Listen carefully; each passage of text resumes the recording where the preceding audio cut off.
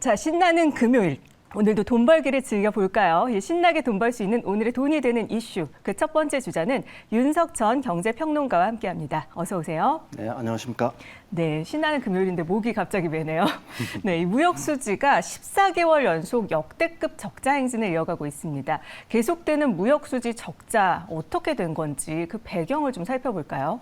그렇습니다. 무역 수지가 14개월 연속 적자인데요. 이게 IMF 이후 26년 만에 최장기간 적자를 하고 있거든요. 사실 지난해까지만 해도 지난해 총액이 무역 적자 총액이 한 470억 달러 정도가 됐는데 네. 올 1월에서 4월 달까지의 적자가 한 250억 달러가 돼요. 네. 그러니까 6개월이 채 지나지 않았는데 지난해 벌써 절반 정도를 갖다가 무역 적자가 발생을 하고 있는 거고요. 다행히 최근 이제 무역 적자 폭은 조금씩 감소하는 추세를 보이고 있습니다. 근데 이제 두 가지 원인이죠. 왜 이렇게 무역 적자가 심하냐? 하나는 우리나라 이제 수출에서 최대의 비중을 차지하는 반도체. 그 반도체가 뭐 세계적인 어떤 경기 어떤 둔화, 불황의 영향으로 IT 어떤 수요 둔화가 뚜렷하죠. 그래서 그 가격도 급락하고 있고 사실 수출하는 양 자체도 줄고 있습니다. 그게 이제 가장 큰 원인이 될 거고요. 두 번째는 이제 우리나라 그 최대 교역국 중의 하나인 중국의 리오프닝이 이제 사실은 뭐 시작이 됐지만은 네. 그로 인한 어떤 경기 회복세가 뚜렷하지 않다. 그래서 중국에 대한 어떤 수출들이 뚜렷하게 살아나고 있지 않다.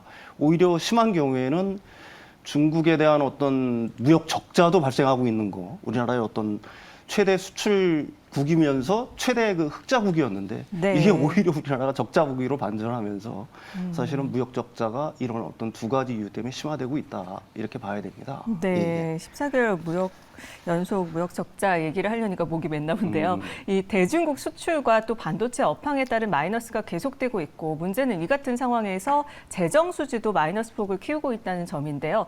기획재정부가 5월 재정 동향을 발표하지 않았습니까? 1년 전 같은 시점 대비 25조 원 감소한 수준인데 왜 그런 걸까요? 이게 결국은 그 통합 재정 수지라는 거는 총 수입에서 총 지출을 뺀 거잖아요. 네. 이 통합 재정 수지 자체가 한 41조 원 적자인데 그게 이제 지난해 동기와 비교하면 한 25조 원 적자가 되는 거예요. 네. 근데 궁극적으로는 이게 왜 그러냐면은 총 수입이라는 건 국세 수입이지 않습니까? 이 국세 수입이 1월에서 3월 달까지 덜 거친 게 24조 원 정도예요. 네. 이거는 뭐 여러 가지 이유가 있겠죠. 우리 뭐 경기 둔화 현상을 반영하기 위해서 부가세가 덜 거친다든지 하는 것도 있을 거고요. 현 정부가 이제 스탠스를 삼고 있는 어떤 감세, 이게 또 사실은 법인세라든지 소득세 같은 경우가 어느 정도 줄인 영향도 있을 거고요. 그다음에 에너지세 같은 경우도 이제 그 휘발유 가격이라든지 뭐 세금들을 좀 깎아주지 않았습니까? 네. 그래서 이제 그 여파로 각종 세금들이 들거친 것들이 한 24조 원 정도가 되니까 그래서 이제 총 적자 규모가 전년 대비 한 25조 원 정도 뭐 이렇게 발생을 했다. 이렇게 봐야 됩니다. 네, 네네. 재정 수지도 마이너스이고 실제로 지난 1분기 경상 수지도 적자를 기록하면서 우리 경제의 쌍둥이 적자 리스크가 점차 확대되고 있는 모습인데요. 경제 전망을 좀 어떻게 볼 수 있을까요? 이 하반기 경제 상황이 좀 개선될 거다 상저하고 요 기대감마저 약해지고 있지 않습니까? 그렇습니다. 뭐 우리 그 경제 전문가들, 이코노미스트들이 보통 올해를 갖다가 예측하기에는 사실은 상저하고를 전망을 했죠. 그렇죠. 그래서 올 경제 성장률 같은 경우도 뭐 한 몇 개월 전에는 한 2%, 2.1%가 잤다가 지금은 전망치가 계속 낮아지고 있어요. 네. 한 1.5% 정도 되고 있는 거고요. 외국의 뭐 투자은행들 같은 경우에는 심지어 마이너스까지 전망하는 데도 있죠. 물론 이제 일본의 노무라 증권이지만은. 네. 그러니까 궁극적으로는 뭐 우리나라 같은 경우에서도 일부 경제학자들 같은 경우는 한 1%대를 갖다가 전망하는 그 분들도 있어요.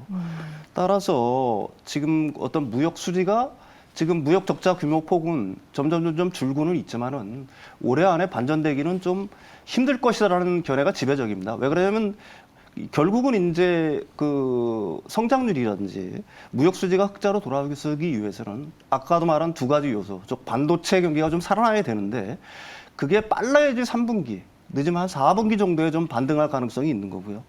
특히 이제 중국의 리오프닝 효과가 본격적으로 나타나야 되는데 올해 과연 중국의 그 경제가 어떤 둔화 현상을 갖다 극복하라고 좀 호황 국면으로 접어들까 하는 거에도 좀 의문의 여지가 있어요. 네. 따라서 한국 경제가 단기간에 지금까지 어떤 이런 어려움을 갖다 극복하고 호황 국면으로 반등할 거냐 하는 거는 사실 좀 의문의 여지가 있다라고 얘기할 수가 있습니다. 네, 좀 우울한 전망을 들어봤는데요. 네네. 이 부동산 얘기를 좀 해보겠습니다. 빅데이터 부동산 전문기업 부동산 플래닛이 국토교통부 실거래가 자료를 분석한 결과 올해 1분기 전국 부동산 매매량은 23만 6천여 건으로 지난해 4분기보다 16% 가까이 증가를 했습니다. 이 1분기 전국 부동산 거래량이 증가했는데 왜 그렇다고 보십니까? 이 말씀하시다시피 거래량은 한 16% 늘었고요. 네. 그다음에 거래 금액으로 놓고 보면 한 26% 정도 늘었습니다. 네. 특히 서울 아파트만 놓고 본다로 한 80% 정도 거래량이 늘었어요. 네. 이렇게 거래량이 늘어난 거는 사실 지난해 4분기는 우리가 5년 평균 최저 수준이었거든요. 그러니까 아무래도 기저효과도 좀 있었겠죠. 네. 그렇지만 이렇게 좀 늘어나는 이유는 각종 이제 부동산 규제 완화 정책들이 이제 시행이 되고 있는 거고요. 그다음에 세금 감면 정책들도 시행이 되고 있죠. 거기다가 이제 부동산 관련 어떤 대출들도 많이 규제들이 좀 풀리지 않았습니까? 네. 그래서 일반인들 같은 경우에는 지금이 어떻게 보게 되면 부동산의 어떤 바닥이라는 인식을 갖다가 일부에서는 좀 그런 인식들이 확산되고 있는 영향? 이렇게 봐야 될 것 같아요. 네. 예. 그뿐만 아니라 이 부동산 거래뿐만 아니라 청약 시장도 활기를 띠고 있는데요. 분양가 10억 원이 넘는 고분양 단지들도 우려를 불식시키면서 좋은 성적을 거두고 있는 상황이죠. 근데 사실 이건 좀 착시 효과가 좀 있다라고 봅니다. 이거는 네. 좀 일부 지역에 국한된 얘기라고 얘기할 수가 있겠죠. 가령 지금 이제 광명 같은 경우에는 그 광명 이제 뉴타운이라든지 네. 어떤 주거 지역, 그다음에 그런 쪽에서의 어떤 개선들 뭐 이런 것들이 이제 좀 기대감이 좀 반영이 돼서 그게 이제 한 11대 1 정도, 11대 1 정도의 어떤 청약 경쟁률을 보였고요. 네. 그다음에 용인 지역에서 최근 이제 그 분양한 것도 한 4대 1 정도를 했어요. 4.4대 1인가 그랬는데 네. 역시 이것도 이제 한 10억 원이 전부 다 넘어가는 거니까 굉장히 고분양까지만 그 용인 지역 같은 경우에는 아무래도 이제 그 반도체 클러스터의 영향이 굉장히 크다라고 얘기할 수가 있겠죠. 네. 그래서 이제 광명 같은 경우에는 이제 주거 환경의 어떤 개선 뭐 이런 것들이 가장 강하게 이제 그 작용을 했다라고 얘기할 수가 있고요. 네. 용인, 평택, 그다음에 화성 같은 경우에는 이제 그 남사업에 들어설 반도체 클러스터의 영향들 이런 것들이 이제 작용을 했다라고 봐야 됩니다. 네. 근데 이제 그 아파트 분양 전망 지수라는 게 있어요. 네네. 근데 그거는 사실 지난달 한 85에서 이번 달에 한 77까지 내려갔거든요. 오히려. 예, 근데 네. 이건 전국적인 현상인 거고요. 수도권, 서울 지역 같은 경우에는 이 전망 지수가 오히려 상향되는 지역, 뭐 이런 지역들이 상당히 늘어나고 있는 거죠. 따라서 네. 부동산 시장 자체가 굉장히 양극화되고 있다. 이렇게 표현하는 게 가장 올바른 표현인 것 같습니다. 네, 수도권 분양 전망 지수는 올라가고 있다. 네네, 그렇습니다. 네, 그렇다면 지금 부동산 시장에 대해서 그래도 관심을 많이 갖고 있는데 이제는 바닥을 다졌다는 의견들이 나왔다고 했는데 다졌다고 보십니까? 일부 지역에 대해서는 어떤 그 부동산을 갖다가 매수하려고 하는 사람들의 어떤 심리가 개선되고 있는 거는 좀 확실한 것 같고요. 네. 다만 이게 이제 부동산 전체 시장으로 이제 확산할 거냐 하는 거는 그거는 뭐 현재 상황에서는 좀 판단을 좀 유보를 해야 될 것 같습니다. 네. 아무래도 이제 올 하반기에 경기가 어떻게 될 거냐 하는 거에 대한 어떤 불안감들 이것들이 아직도 여전히 있는 상황인 거고요. 그다음에 이제 일부 지역에서 불고 있는 어떤 부동산 시장의 훈풍이 네. 전 지역으로 확산하려고 하기까지는 결국은 이제 심리 자체가 부동산 매수자들의 어떤 심리 자체가 굉장히 개선이 돼야 되는데 네. 그런 것들이 아무래도 이제 하반기 어떤 경기 불안, 경기 둔화의 영향으로 일시적으로 확 개선되기는 제가 생각하기에는 좀 어렵지 않을까 이렇게 생각을 합니다. 네, 그렇군요. 네네. 자, 삼성전자 얘기를 좀 해보겠습니다. 삼성전자는 최근 카드사에 이 삼성페이 관련 계약을 더 이상 연장하지 않겠다는 내용의 공문을 보냈습니다. 여기에 대해서 어떤 의미로 좀 해석을 해볼 수 있을까요? 그 뭐 삼성페이가 삼성전자가 기존 카드사와의 어떤 계약을 갖다 전면 중단하겠다는 얘기는 아니겠죠. 네. 그 얘기는 뭐냐면은 일단은 대부분의 카드사가 삼성전자와 맺은 계약들이 기존 계약들이 올 8월 말이면은 대부분 종료가 되는 거거든요. 네. 삼성전자가 그럼 왜 이런 그 계약 종료를 선언했냐 그러면 결국은 지금까지는 카드사한테 어떤 수수료를 물리지 않지 않았습니까? 네. 아무래도 이제 지금 애플페이처럼 카드사의 어떤 수수료를 갖다가 일종의 매기려고 하는 어떤 선제적인 어떤 행동은 아니겠느냐 하는 게 시장의 판단이라고 얘기할 수가 있겠죠. 네, 말씀해 주신 대로 이 삼성페이 유료화가 본격적으로 시작될 것이라는 전망이 우세한데요. 이 삼성전자가 그동안은 삼성페이 마그네틱 보안 전송 MST 기술 이용료만으로 수입을 올렸는데 그건 왜 그랬던 건지. 사실 경쟁 서비스 애플페이는 말씀해 주신 대로 카드사로부터 결제 건당 최대 0.15%의 수수료를 받아서 결제 서비스 매출 증가 효과를 톡톡히 누렸는데 삼성전자는 왜 그렇게 하지 못했던 걸까요? 삼성전자의 삼성페이 같은 경우에는 휴대전화 결제 시장에 어떻게 보면 독점 사업체잖아요. 네. 애플페이가 들어온 것도 이제 올해 들어온 거니까. 그쵸. 그 전에 이제 독점으로 운영을 하고 있는데 또 지난해까지만 해도 뭐 삼성전자의 영업이익이 엄청나지 않았습니까? 네. 카드사의 수수료까지 부과한다? 그러면은 굉장히 큰 어떤 국민적 비난, 어떤 비판에 그 쌓일 가능성이 굉장히 높았다라고 얘기할 수가 있을 거고요. 네. 또 두 번째 이유는 이제 일단 삼성페이의 저변을 확대한 다음에 서서히 유료화를 추진은 늦지 않다. 이런 판단이 뭐 삼성전자에는 충분히 있었을 거라고 생각을 합니다. 네. 그게 이제 삼성 카드사의 어떤 유료화를 갖다가 시행하는 어떤 장애물 이런 걸로 이제 작용을 했었는데 마침 이제 올해 애플페이가 등장을 했고 실제로 한국 시장에 런칭을 했으니까 삼성페이 같은 경우도 더 늦출 이유는 없다 이렇게 판단을 할 가능성이 높다라고 봐야 되겠죠. 네. 그렇다면 이 삼성페이 유료화가 간편 결제 서비스 시장에 미칠 영향은 어떻게 보십니까? 일단 휴대전화를 이용한 그 간편 결제 시장의 어떤 크기, 파이 같은 경우는 한 25% 정도가 돼요. 전체 간편 시장에서. 이거는 점점점 확대될 가능성이 굉장히 높다라고 봐야 되겠죠. 일단 애플페이가 상륙을 했으니까요.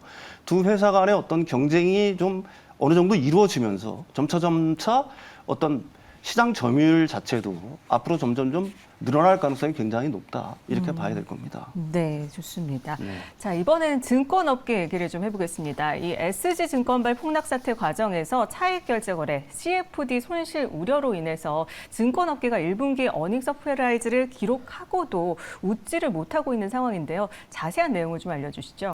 뭐 지난해 같은 경우에는 증권사가 굉장히 어려웠죠. 뭐 레고랜드 사태발로 인해 가지고 뭐 신용경색이라든지 증권사의 PF 어떤 노출 위험 때문에 그 충당금을 쌓아야 되고 이런 것 때문에 굉장히 어려웠고요. 또 지난해는 우리나라 증시가 좀 안 좋지 않았습니까? 네. 그러니까 브로커리지 수익도 별로 없었는데 올해는 다행히 이제 브로커리지 수익이 굉장히 늘어났어요. 코스피 코스닥에 좀 훈풍이 불면서 굉장히 늘어나서 뭐 키움증권 같은 경우에는 영업이익이 한 3천억 원 정도가 되니까. 근데 이제 이게 2분기에도 계속될 수 있느냐라는 게 현재 상황에서 의문인 거죠. 네. 말씀하시다시피 그 CFD 거래, 그 미수금이 굉장히 많이 발생하지 않았습니까? 네. 뭐 지금 그 SG발 거기에 의해서 일부 투자자들 같은 경우에는 뭐 몇십억 대의 미수금들이 있는데 네. 그걸 증권사에 갚지 못하는 형편이거든요. 따라서 증권사 같은 경우는 거기에 대한 충당금을 일단 쌓아야 되는 우려들이 있는 거예요. 그래서 2분기에는 어떤 손실 우려가 상당히 크다 이렇게 얘기할 수가 있습니다. 네, 국내 13개 증권사의 CFD 거래 잔액이 2조 7,697억 원인데요. 이 증권사 2분기 실적에 영향을 줄까요? 아무래도 부정적인 영향을 미치겠죠. 아까도 말씀드렸듯이 CFD 그 미수금으로 발생한 어떤 충당금을 일단 쌓아야 되는 거고요. 신규 가입자를 갖다가 더 이상 모집할 수 없습니다. CFD. 그다음에 이제 금융이라든지 이런 데서 CFD의 어떤 규제 방안들이 계속해서 발표가 되고 있는 거죠. 네. 따라서 CFD로 얻는 수익들이 2분기에는 좀 급감할 가능성이 굉장히 높다. 그러면 따라서 증권사 2분기 실적 전망을 하향. 그렇죠. 하는 뭐 걸로 대부분의 봐야 되나? 어떤 네. 증권사들이 하향을 하고 있는 줄 알고 있고요. 네. 2분기 실적은 결코 1분기만큼 그렇게 호락호락하지 않을 거다. 이렇게 보는 게 합리적인 추론일 것 같습니다. 네, 예. 알겠습니다. 자, 이번엔 백화점들 얘기를 좀 해보겠습니다. 지난해 역대급 실적을 기록했던 백화점 3사가 올해 1분기에는 상반된 성적표를 받았는데요. 그나마 롯데쇼핑은 1분기에 호실적인데 패션 상품군 매출이 호조세를 보였다고요? 네, 그게 이제 남성 여성 패션 상품군 같은 경우 한 7% 정도 좀 호조세를 보이면서 롯데 쇼핑 같은 경우는 굉장히 좋았어요. 네. 근데 이제 롯데 쇼핑이 이렇게 영업이익이 굉장히 높은 이유는 사실은 다른 데 있습니다. 지난해 1분기 같은 경우에는 4대 그 자회사들이 있지 않았습니까? 네. 인천, 뭐 송도, 동탄, 대구. 합병. 이게 합병으로 인해서 비용이 발생했어요. 그게 네. 한 160억 원 정도 되는데 올해는 이제 그런 비용들이 안 들어가니까 작년 1분기에 비해서는 어떻게 보면 기저효과가 작용을 하면서 굉장히 호조세를 보였다. 그래서 영업이익이 한 20% 정도 늘었다. 매출은 7% 늘었는데 영업이익은 20%가 늘었으니까 그런 어떤 기저효과가 반영된 거라고 봐야 되겠죠. 네, 반면에 네. 신세계와 현대백화점은 숨고르기라는 모습인데요. 영업이익이 감소를 했는데 왜 그런 걸까요? 아무래도 지난해는 그냥 명품 수요가 폭발하지 않았습니까? 네. 사회적 거리두기가 이제 해제가 되면서. 네. 그런데 올해 들어서는 지난해 3분기부터는 사실은 소비 심리가 어떻게 보면 굉장히 둔화가 되고 있는 거고요. 그다음에 이제 해외여행 수요들도 있지 않습니까? 그렇죠. 그런 어떤 수요들, 그다음에 이제 판관비들이 굉장히 올랐어요. 인플레이션 영향으로. 가령 뭐 직원들한테 들어드는 인건비라든지 각종 관리비들이 이제 인플레이션 영향으로 올라가면서 영업 이익이 줄었다라고 봐야 되겠죠. 네, 네네. 사실 소비 심리가 말씀해 주신 대로 또 이 작년 3분기부터 위축되고 있는 상황인데 2분기에도 계속 이어질지 궁금하고요. 코로나19 기간에 폭발했던 명품 수요가 이 여행 수요로 넘어가는 건지, 여행 소비는 늘어나는데 상품 소비는 줄어드는 것으로 봐야 되는지 어떻게 봐야 될까요? 2분기에 아무래도 백화점의 어떤 수요들은 줄어들 가능성이 굉장히 많죠. 지금 인플레이션이 굉장히 계속되고 있는 거고요. 경기 둔화 현상이 뚜렷해지면서 소비 둔화 흐름이 명백하게 보이거든요.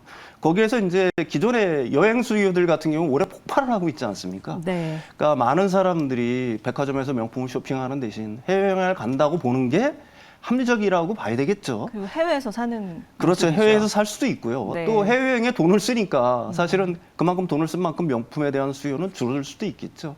네. 이런 여러 가지 요인들이 이제 복합적으로 작용을 하면서 2분기 그 백화점 실적 같은 경우에는 1분기보다는 좀 어렵지 않을까 이렇게 봐야 될 것 같아요. 네, 지금까지 돈이 되는 이슈 윤석천 경제평론가와 함께 자세히 살펴봤습니다. 오늘 말씀 고맙습니다.